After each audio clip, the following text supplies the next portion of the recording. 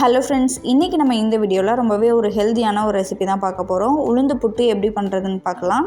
இது பண்ணுறதுக்கு நான் இன்றைக்கி 1 கப் அளவுக்கு உளுந்து எடுத்திருக்கேன். இதை வந்து நல்லா லோ ஃப்ளேமில் வச்சு பொன்னிறமாகிற வரைக்கும் வறுத்துக்கோங்க. ஒரு 4லேருந்து 5 நிமிஷம் நல்லா வறுத்துக்கோங்க லோ ஃப்ளேமில் வச்சு. இப்போ பாருங்கள், இந்த அளவுக்கு கலர் சேஞ்ச் ஆன பிறகு இதை வந்து நம்ம வேற ஒரு பிளேட்டுக்கு மாற்றிடலாம். இதே பேன்லேயே நம்ம 1/2 டம்ளர் அளவுக்கு அரிசியும் வறுத்து எடுத்துக்கலாம். நான் வந்து இன்றைக்கி 5020 புழுங்கல் அரிசி எடுத்திருக்கேன். இந்த புட்டுக்கு வந்து நீங்கள் புழுங்கல் அரிசியும் எடுத்துக்கலாம், பச்சரிசியும் எடுத்துக்கலாம். அரிசியையும் நல்லா ஒரு பொன்னிறம் ஆகிற வரைக்கும் நல்லா வறுத்துக்கலாம். இந்த அளவுக்கு கலர் சேஞ்ச் ஆன பிறகு இதை வந்து ஒரு பிளேட்டுக்கு மாற்றி நல்லா ஆற வச்சு எடுத்துக்கோங்க. இந்த உளுந்தும் அரிசியும் நல்லா ஆறின பிறகு நம்ம மிக்ஸி ஜாரில் போட்டு பவுடர் பண்ணி எடுத்துக்கலாம். இப்போ பாருங்கள், இந்த அளவுக்கு நல்லா பவுடர் பண்ணி எடுத்துக்கோங்க. ரொம்ப நைஸாக அரைக்க வேண்டாம். இதோட பக்குவம் எப்படி இருக்கணும்னு பார்த்தீங்கன்னா, அரிசி மாவு நம்ம வந்து ரெடிமேடாக கடையில் வாங்குறது எப்படி இருக்குமோ அந்த அளவுக்கு அரைச்சா போதும். இப்போ பார்த்தீங்கன்னா, இந்த மாவு வந்து நல்லா ஆறிடுச்சு. இதில் வந்து கொஞ்சமாக ஒரு சிட்டிகை போல் உப்பு சேர்த்துக்கோங்க.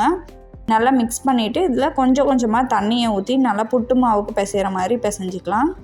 இன்றைக்கி நம்ம எடுத்துருக்கக்கூடிய அளவுக்கு நம்ம எந்த டம்ளரில் உளுந்து அரிசியும் எடுத்தோமோ அதே டம்ளரில் 3/4 டம்ளர் அளவுக்கு நான் தண்ணி ஊற்றி நல்லா கலந்து எடுத்திருக்கேன். இந்த அளவுக்கு நல்லா மிக்ஸ் பண்ணி எடுத்துக்கோங்க. இதில் வந்து ஒரு சின்ன சின்ன கட்டியெல்லாம் இருந்தது அப்படின்னா நம்ம வந்து அதை மிக்ஸி ஜாரில் போட்டு லைட்டாக அரைச்சி எடுத்தோம் அப்படின்னா நல்ல பூவாட்டம் வந்துடும். இப்போ பாருங்கள், நம்மளோட புட்டு மாவு சூப்பராக ரெடி ஆகிடுச்சு. இதை வந்து ஒரு டம்ளரில் போட்டு நான் வந்து இன்றைக்கி வேக வைக்கிறேன். உங்கள்கிட்ட புட்டு வேக வைக்கிறது இருந்தது அப்படின்னா அதில் கூட போட்டு நீங்கள் வேக வச்சுக்கோங்க. ஃபஸ்ட்டு கொஞ்சமாக வந்து நம்ம உளுந்து புட்டு மாவு போட்டுக்கலாம். இதுக்கு நடுவில் வந்து நான் கொஞ்சமாக தேங்காய் துருவல் சேர்த்துக்கிறேன். மேலே கொஞ்சமாக புட்டு மாவு சேர்த்து இதை வந்து இந்த மாதிரி ரெடி பண்ணிக்கோங்க. இதே மாதிரி நான் 3 டம்ளரில் ரெடி பண்ணி வச்சுருக்கேன். இப்போ இதை வந்து நம்ம ஸ்டீம் பண்ணி எடுத்துக்கலாம். நான் வந்து இன்றைக்கி எலக்ட்ரிக் ரைஸ் குக்கரில் தான் இதை வந்து ஸ்டீம் பண்ணி எடுக்க போகிறேன். தண்ணி நல்லா சூடான பிறகு இதை வந்து நம்ம உள்ளே வச்சு ஒரு 10லேருந்து 15 நிமிஷம் வேக வச்சு எடுத்துக்கலாம். இந்த எலக்ட்ரிக் ரைஸ் குக்கர் பார்த்திங்க அப்படின்னா அகாரோ பிராண்ட்லேருந்து இதோட கெப்பாசிட்டி வந்து 5 லிட்டர். இந்த எலக்ட்ரிக் ரைஸ் குக்கரோட லிங்க் வந்து நான் டிஸ்கிரிப்ஷனில் கொடுத்துருக்கேன், வேணும்னா செக் பண்ணிக்கோங்க. எக்ஸஸாக இருக்கிறத நம்ம நார்மலாக இட்லி பாத்திரத்தில் கூட போட்டு அப்படியே வேக வச்சுக்கலாம்.